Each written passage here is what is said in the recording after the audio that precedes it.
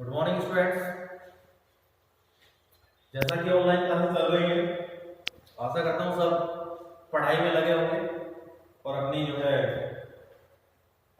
जो भी तैयारी है, जो पढ़ाई है कर रहे होंगे। उस क्रम में ये फर्स्ट ईयर की तीसरी पोयम में आज लेके आया हूँ। Poem education of nature, William Wordsworth ने इसको लिखा है।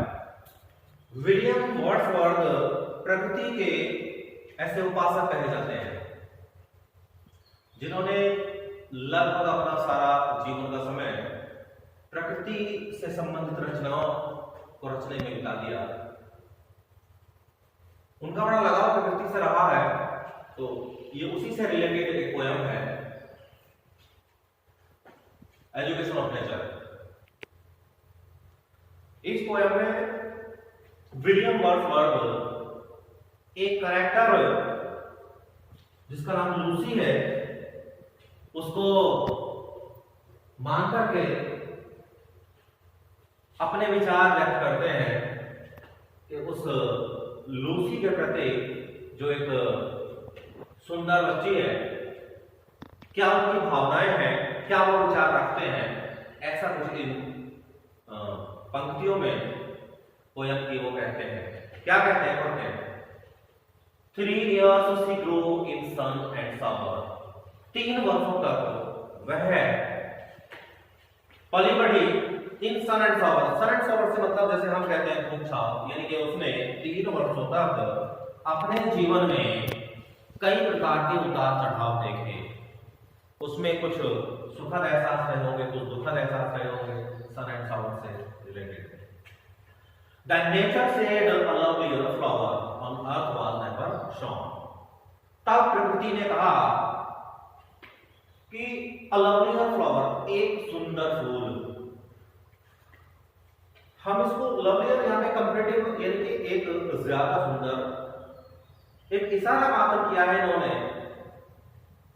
a lovelier flower on earth was never shown, कि पृथ्वी पर यानी कि जो एक इंसानी जो जनरेशन है उससे अलग इस लूसी को हम मानते हैं, और इसीलिए उन्होंने यहाँ पर इस लवलियर शब्द का इस्तेमाल किया है।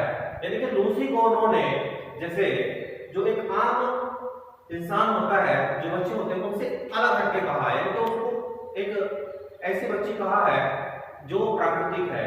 और इस पंक्ति में इन्होंने इसको पूरा किया है, मतलब ये जो सुंदर बच्ची है लूसी, वो कहते हैं, उनके कहने का मतलब है कि इसको कभी जन्म इस पृथ्वी पर नहीं मिला, मतलब एक वो देवी है या एक ऐसी बच्ची है जिसका जन्म इस पृथ्वी पर नहीं हुआ, अलौकिक है।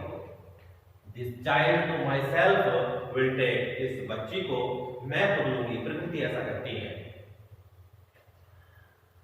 शी शैल बी माइन, वह मेरी होगी, मतलब वो मेरी बच्ची होगी। And I will make a lady of my own, और उसको मैं एक अपने हिसाब से महिला बनाऊंगी, मतलब वो जो होगी वो मेरे साथ रहेगी लूसी, और उसको मैं अपने विचारों से प्रेरित करूंगी, उसको मैं खुद प्रेरणा दूंगी, और वो मेरे अनुसार पले बढ़ेगी। और जो एक भविष्य में जो एक लेडी होगी वो मेरे विचारों की होगी। Myself will to my darling be, darling मतलब भी है बच्ची के लिए आया है यहाँ पर, लूसी के लिए, यानी कि myself will to my darling be both, यानी कि उस लूसी के लिए जो प्रकृति है वो दोनों बनेगी। क्या क्या बनेगी? Law and impulse. लॉ से मतलब कानून और इम्पल्स से मतलब प्रेरणा। प्रेरणा और कानून दोनों ही वैसे दोनों का बड़ा घनिष्ठ सा जुड़ाव है, लेकिन लॉ कानून होता है जहां पर सजा का भी प्रावधान है, और इम्पल्स का मतलब होता है प्रेरणा, इसमें सजा का प्रावधान नहीं है। मतलब यह है कि जो लूसी है उसके लिए मैं कानून भी बनूंगी, यानी कि अगर वो कुछ गलत करती है तो मैं उसको बताऊंगी कि तुमने गलत किया है, और जरूरत पड़ी तो उसको जो है उसकी सजा भी मिल सकती है। और इम्पल्स से मतलब यह है कि मैं खुद उस लड़की के सामने, लूसी के सामने ऐसे एग्जाम्पल पेश करूंगी जिससे वो एक अच्छी मतलब एक नैतिक व्यवहार वाली या अच्छे व्यवहार वाली एक लेडी बनेगी। एंड विद मी, और मेरे साथ, the girl in rock and plain, जो मेरे साथ है वो लड़की चट्टानों में, प्लेन में यानी कि वो क्षेत्र जहां पर चट्टानें होती हैं, जहां पर पत्थर होते हैं, प्लेन यानी कि मैदानी क्षेत्रों में, इन अर्थ एंड हेवन, इन अर्थ से मतलब इस पृथ्वी पर, हेवन से मतलब स्वर्ग, यानी कि जहां इन ग्लेड एंड पावर, यानी कि जहां कहीं पर भी ये प्रकृति रहती है या प्रकृति का आना जाना होता है, वो उनके उस प्रकृति के साथ लूसी का आना जाना होगा, चाहे वो पृथ्वी हो, चाहे वो हेवन हो। इन ग्लेड एंड पावर, चाहे वो जंगलों में खुले मैदान हो, चाहे वो जंगलों में झुरमुट हो। शैल फील एंड ओवरसीइंग पावर, वह एक पावर को महसूस करेगी, लूसी एक विशेष प्रकार की पावर को महसूस करेगी, एक ताकत को महसूस करेगी जो ओवरसी करने की होगी, जो देखरेख करने की होगी, मतलब मेरी निगरानी में ही रहेगी लूसी।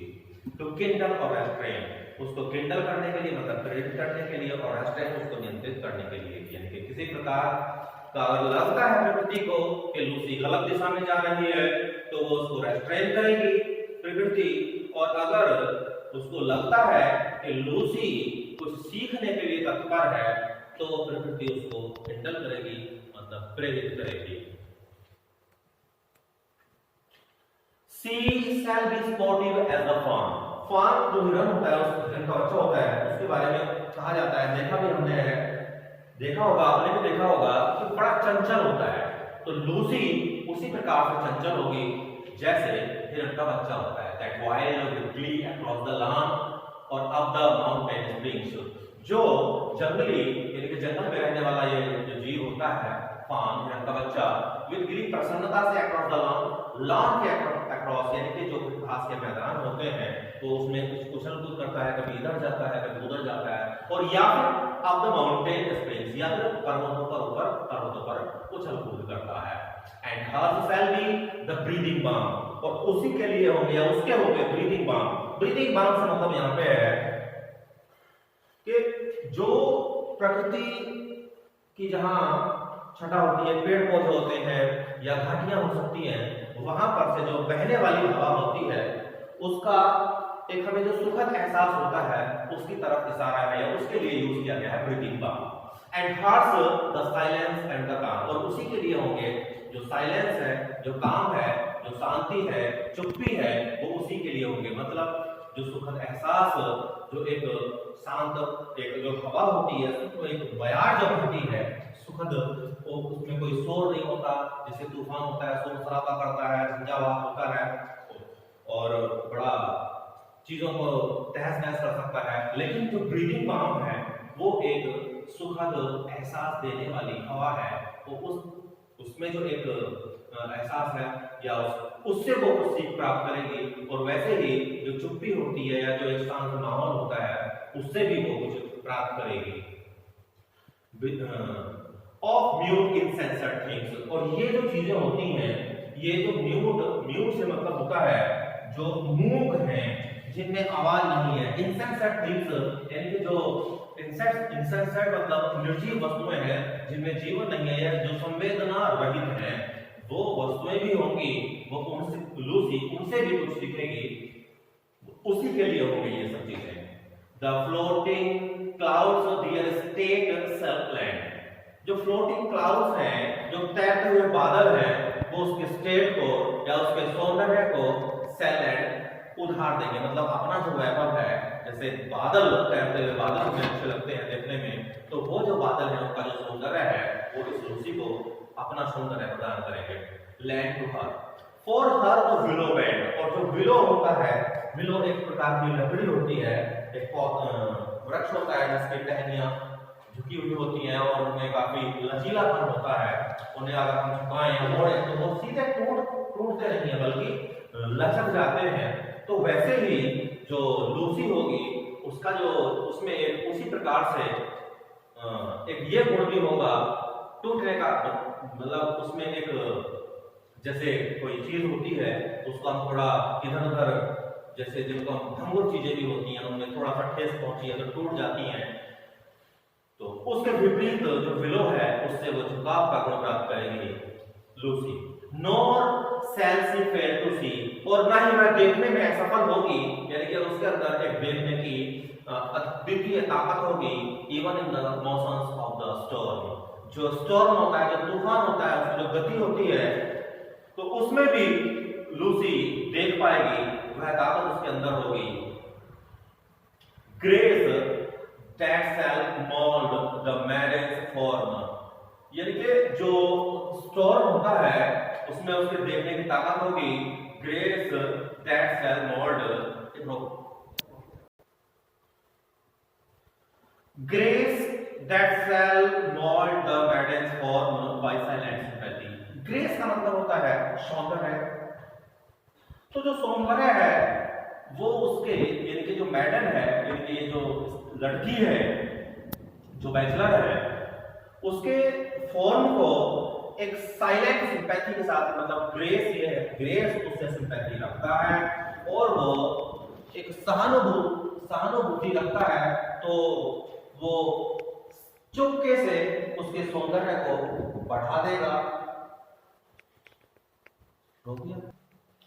आज के लिए इस वीडियो में इस पोएम को हम अधूरा छोड़ते हैं, और अगले वीडियो में इसका जो शेष पार्ट है उसको पूरा करेंगे। धन्यवाद।